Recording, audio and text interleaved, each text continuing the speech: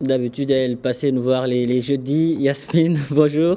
Bonjour Pape, comment ça va? Ça va et vous? C'est bien de diversifier un peu d'effets de surprise, n'est-ce pas? C'est top. En tout cas, merci d'être passé nous voir C'est un un peu plus tôt. plaisir, c'est toujours un plaisir. Alors, Ouais. aujourd'hui, nous allons parler du coaching professionnel. Absolument. Alors la semaine dernière, on parlait du coaching scolaire C'est ça.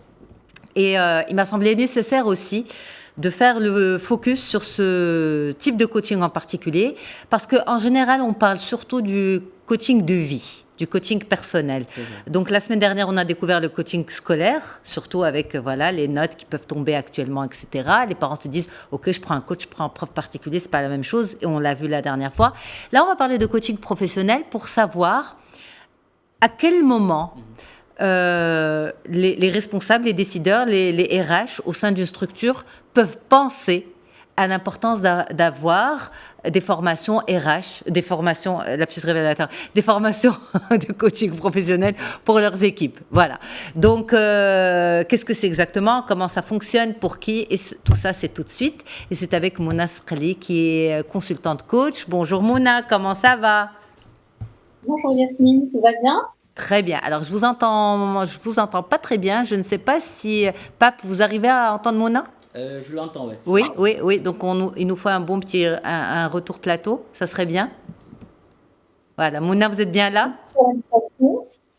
Ah, moi, je l'entends pas du tout. Je vous laisse poser la première question, Pape. Juste, Mouna, pouvez-vous nous dire exactement ce qu'est le coaching professionnel?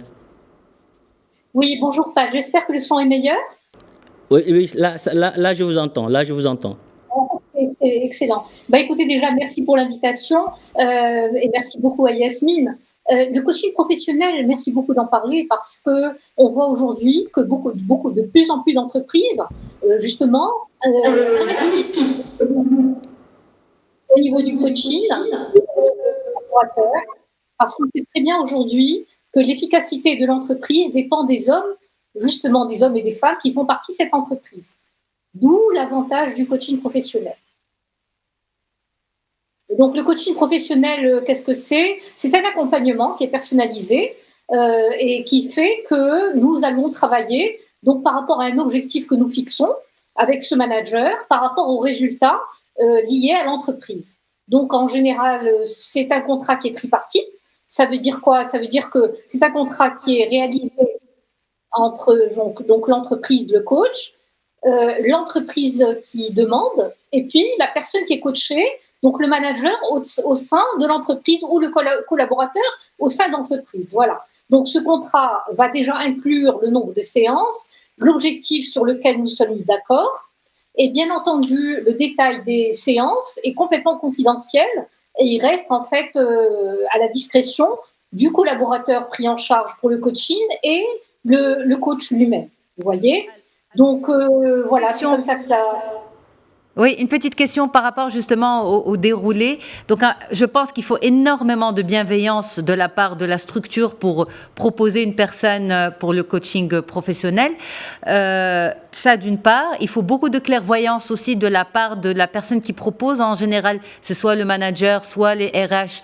Donc, de clairvoyance, de connaissance de ces outils coaching pour pouvoir dire, OK, cette personne en a besoin et que le problème n'est pas ailleurs.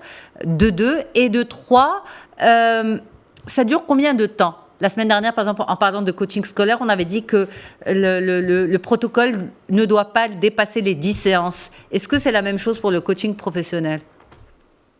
Pour le coaching professionnel, déjà, chaque séance, c'est différent. C'est-à-dire que la séance démarre à une heure, mais elle peut se prolonger à 2 ou 3 heures. Pourquoi? Parce qu'en général, dans le coaching professionnel particulièrement, nous intégrons également des éléments de formation de ce manager, vous voyez, ou de ce collaborateur au sein de la structure. Vous voyez, donc c'est un accompagnement en fait qui est dual en termes d'accompagnement lui-même, mais aussi de formation pour des compétences particulièrement en soft skills. Donc en termes de communication, en termes de gestion d'équipe.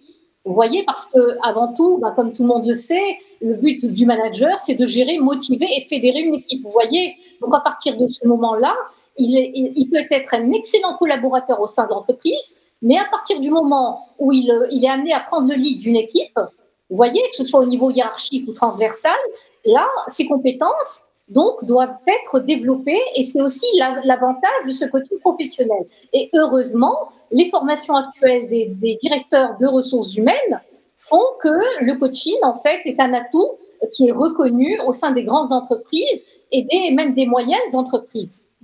Alors, c'est quoi la différence finalement, puisqu'il s'agit d'humains, que ce soit en milieu professionnel ou en milieu personnel? Quelle est la différence entre le coaching professionnel et le coaching personnel?